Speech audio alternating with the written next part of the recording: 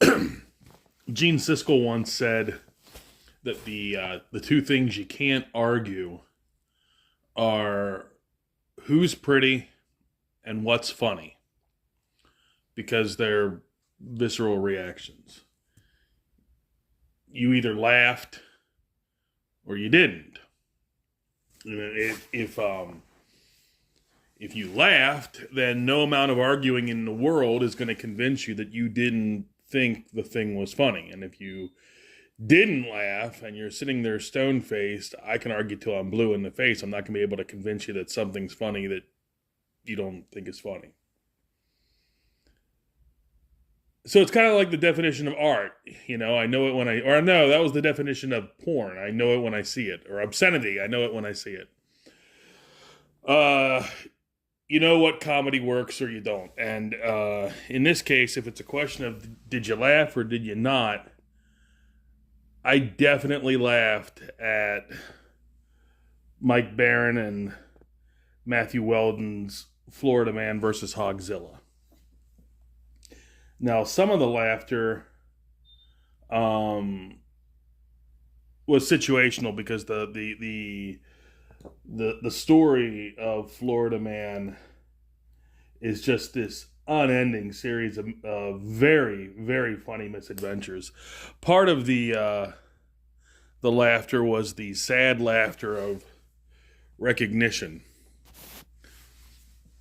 because my father is a Floridian, and like Han Solo in that terrible Disney movie, the stuff in Florida Man versus Hogzilla, it's true. All of it. When you think Tuttle the Elder, the best way to picture that is by picturing Frank Reynolds. Because my father is incredibly rich, completely insane, and always armed. And it doesn't hurt that my father looks like Danny DeVito. To give you an illustration of the combo I gave you in describing my father, I made a list of funny anecdotes about Tuttle the Elder going completely off the deep end, going off the rails, doing something jaw-droppingly insane. And it's a list that, because some of these stories are recent history, but some are ancient history, it's a story that I have that kind of wry laughter when I look at it. And then you look at the list, and one by one, you cross the stories off the list because of the criminal consequences, potentially. You realize that every story that you could tell about your dad could open him up to criminal liability. And so one by one, you cross those stories off the list. I will, however, point out that one of those stories that got crossed off the list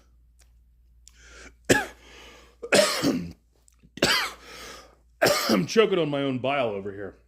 One of those stories of just horrific, I can't even call it childhood trauma because I was in my 40s, took place at Blizzard Beach.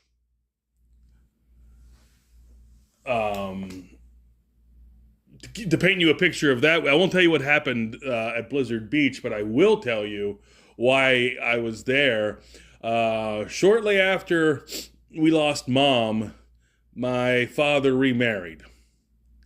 Very shortly after. What is it the Hamlet says? Thrift, Horatio, thrift. The funeral baked meats did furnish coldly the marriage table. But having said all that, I was invited to attend his wedding, because there's nothing you want to do more at the age of 43 than meet your new stepmom. So there was me,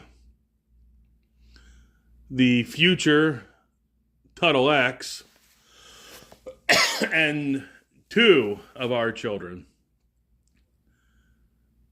Shelled out the money, flew everyone down to Florida for the wedding.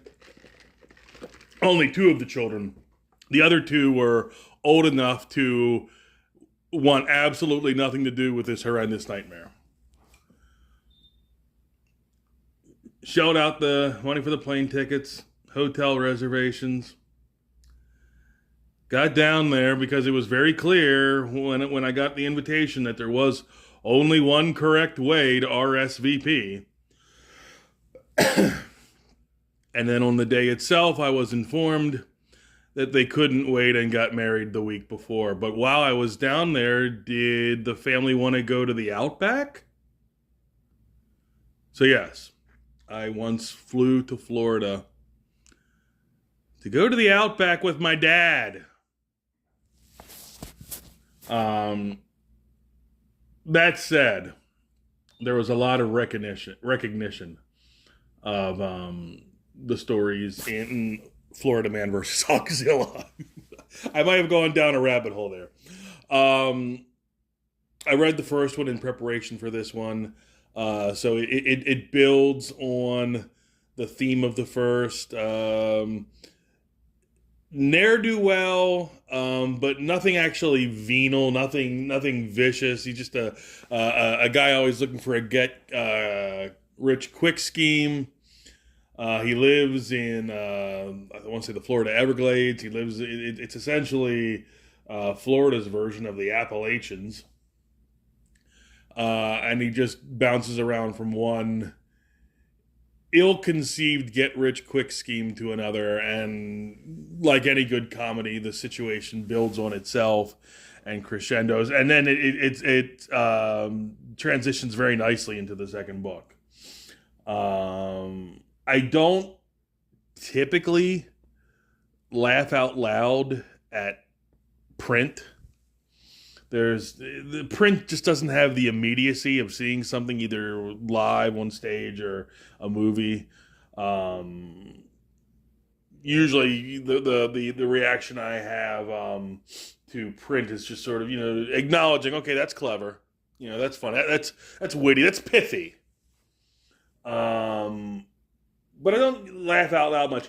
I did emit from time to time while reading both books a rueful, mournful, whimsical chuckle. Because, as I say, so much of those two books is familiar to me. But that doesn't mean that you have to have an insane Floridian in your family tree to enjoy Mike Barron's terrific comedy series, Florida Man, and the new book, Florida Man versus Hogzilla. Check it out. Tell him Tommy sent you. Tell him Tuttle the Elder sent you. And this has been Tom Tuttle. Edited to add. I thought about this story after I finished the video. I have described my father for years the way Gabe Kaplan described his father on Welcome Back, Kotter. When colleagues, or I've even described him to judges this way. This is how I ward people off. I want you to imagine that you're on the Titanic. And it's a great night. The air is brisk. The band is playing lively numbers. Good dance numbers. It's a party. The party's in full swing. There's nothing even remotely like partying on the deck of a big ocean liner. Nothing but blackness and water as far as the eye can see. You're pleasantly drunk. Later on, Might even have a nice evening with your best gal. And you're drinking all that in. And someone looks off to the side of the ship and says, "What the hell? Is that a fucking iceberg?" Put a sports shirt on the iceberg, and that's my father. This has been Tom Tuttle.